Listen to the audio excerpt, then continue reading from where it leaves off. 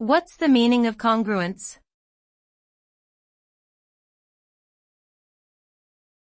Congruence.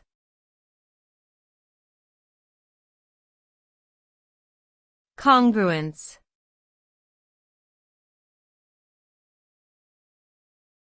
Congruence.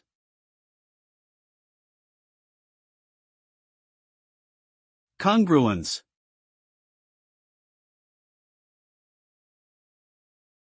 In mathematics, congruence refers to the relationship between two numbers that have the same remainder when divided by a given modulus.